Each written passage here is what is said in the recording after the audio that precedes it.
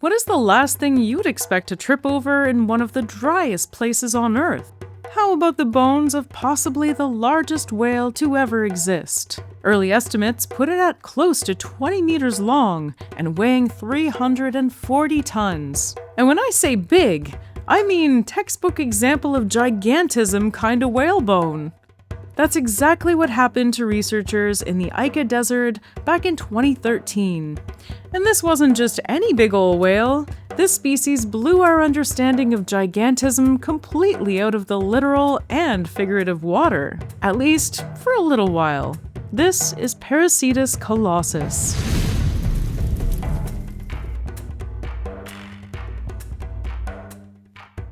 Hi, I'm Danielle Dufault, and you're watching Animalogic. Today we're talking about the Perucetus, a relatively newly discovered giant whale that has been confusing the heck out of paleontologists since they first laid eyes on it. So let's start from the calm before the storm. Peruvian paleontologist Mario Urbina was surveying a rock at the Ica Desert in Peru when he found these very strange fossils. Some scientists even believed that they were likely just weird rocks. The fossils were dated to be from the late Eocene, a time with few true giants, which made things even more confusing. Each of these rocks was over 100 kilograms, which meant that if they were bones, they would belong to an absolutely massive animal. But after years of working on them, chemical analyses showed that they were ancient bones. These massive boulders were vertebrae. And there was a giant buried under the rock-hard soil of the desert.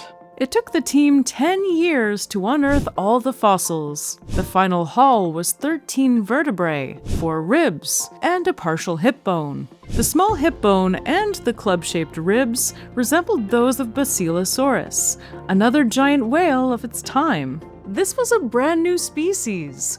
These bones were 3.5 times heavier than the next biggest whale that had ever been found from that time period. So this was a puzzle, with pieces that wouldn't fit in any other puzzle ever solved. And the paleontologist only had 18 of the roughly 200 bones of this whale. Most importantly, they didn't have a skull, so they weren't even sure what kind of whale it was. But they did have a point of comparison, Syntheocetus peruvianus. This was another whale from the same period, and it had similar bones to Perucetus. The team used Syntheocetus as a model to see what a full-sized Perucetus could weigh, and found that the skeleton alone could be between 5.3 to 7.6 tons. That's about 3 times heavier than a blue whale's skeleton. The math also showed that Perucetus was around 20 meters in length, or about the length of 2 large school buses parked end to end. That's not quite as long as today's blue whales. So while Perucetus didn't win in the length contest, the bones implied that it might just be fighting in the wrong weight category. The team knew that modern whales have about 45 times as much flesh, fat, and organ mass than bone mass. This meant that this whale could weigh up to 340 tons, almost twice that of the blue whale, which currently still holds the title for heaviest ever animal. A big reason for this insanely huge size estimate was that they had super dense bones. They showed evidence of osteosclerosis, which means that the usually porous spaces inside were filled with solid bone. The bone was so hard, in fact, that one of the scientists studying the vertebrae said that it broke the drill on the first attempt to bore inside of it.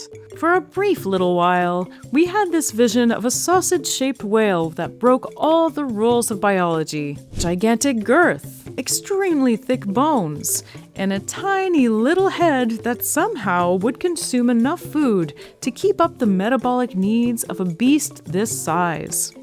And this is where Perucetus gets really interesting, because the story didn't end with the headline. The first estimate made it sound like the blue whale had been dethroned, but the only thing paleontologists actually had were a handful of bones. And they were missing the skull, the tail, the limbs, and despite having vertebrae, they didn't know what the full spine looked like.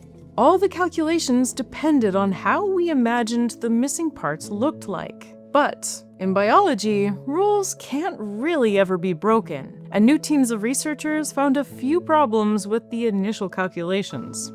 First of all, they pointed out that the ratio of skeleton to soft tissue doesn't stay the same as animals grow. More conservative ratios downsized the whale by over 100 tons. Other animals with super thick bones, like manatees, have a much lower ratio of soft tissue than whales.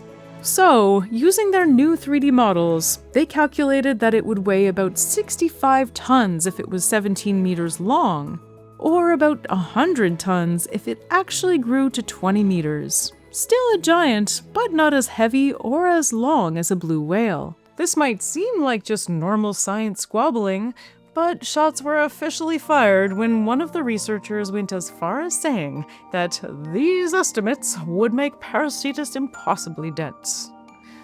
I don't know what he sounds like. If you spent any time learning about extinct animals, you'll know that paleontologists love to roast each other publicly. As we mentioned earlier, manatees and their cousins, the dugongs, have these kinds of bones. Sirenians have evolved such dense bones to counteract the natural buoyancy of all that blubber and keep them underwater close to the sea floor to feed on aquatic plants. Perucetus likely had a similar lifestyle, except it was almost surely a carnivore, because as far as we know, there hasn't been a single vegetarian whale in the whole history of cetaceans. Then in 2025, another heavy blow to the former heavyweight champion. The ancient whale that was used to find its size was argued to be wrong. Ay, Perucetus can't catch a break, eh?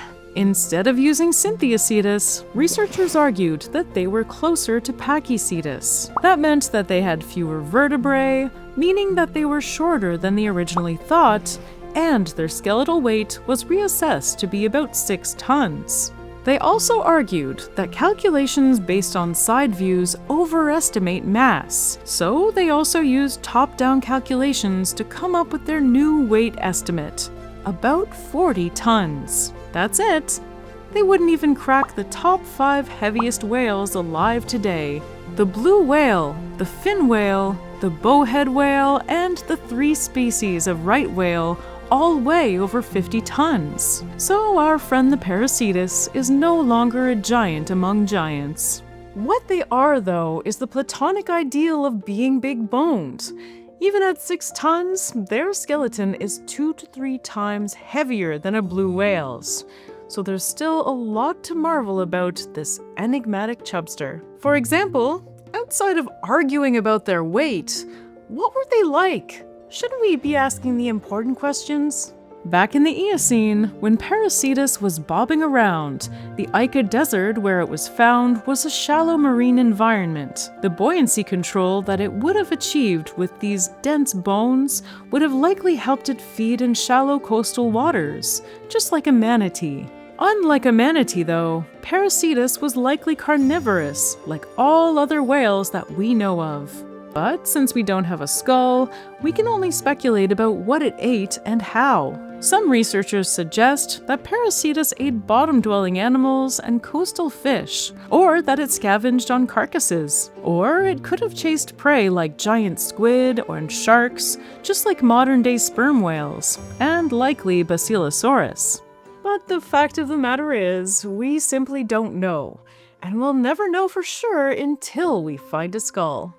Whatever it ate, it would have had to eat a lot to maintain that huge body size, considering that a blue whale can pack away 16 tons of krill per day. That's on average about 1 million calories on the daily for the blue whale to maintain its round and perfect figure. On a general note, it's easy to understand why the expectations of Perucetus would be so high. The Peruvian desert was awash with the fossils of highly fascinating and record-setting creatures, like the freaky walrus-looking dolphin Odobenocetops peruvianus, or Inkiyaku paracasensis, a giant Eocene penguin species which was just slightly shorter than me, and Thalassocnus natans, the only known marine sloth to have ever lived. In one fossil-rich region of Peru alone, called Cerro Colorado, over 300 fossilized marine vertebrates have been found, with over 80% of them belonging to cetaceans. So Perucetus had some big shoes to fill. Even before the discovery of Perucetus, there were a couple of super famous whales found in the Peruvian desert. One extinct sperm whale, which we've already covered in detail in another video, was called Leviathan melvilli, and it was about the size of a regular sperm whale. The big difference here is that it had the largest non-tusk teeth ever discovered. Like, ever. Teeth as long as a carving knife and just as deadly. Then there was Perucetus pacificus, the 43-million-year-old whale ancestor that still had 4 limbs and webbed feet. It was dubbed the walking whale, and it was capable of leading a double life on land and in the water. It definitely didn't look like a whale, but more like a beaver or an otter. Whales are incredible examples of evolution that we can see with every newly discovered specimen. But that's why Perucetus, while not setting any records other than heaviest mammalian skeleton, is so important. Its discovery proves to us that whales started evolving into the giants we know today a lot longer ago than we initially thought. Until unearthing Perucetus, we believed that whales started evolving into their gigantic selves within the last 5 to 7 million years. And here is Perucetus, 39 million years ago, blowing that out of the water and making us question everything we thought we knew about whale evolution. It also gave us a new type of whale, one built like a tank, shaped like a manatee, and with the face of an ancient whale back when their heads resembled land predators a bit more. TBD on when we find a skull, though. What other fossil giants are there sleeping under rocks, just waiting for a keen eye to notice that their bones are more than just rocks? In the case of Perucetus, until we have a full skeleton, we may never have a complete understanding of the implications of this massive species on whale evolution as a whole. All the more reason to keep exploring the bountiful Peruvian deserts for the next big discovery. So what should we talk about next? Please let me know in the comments, and be sure to subscribe for new videos every week. Thanks for watching. Take care.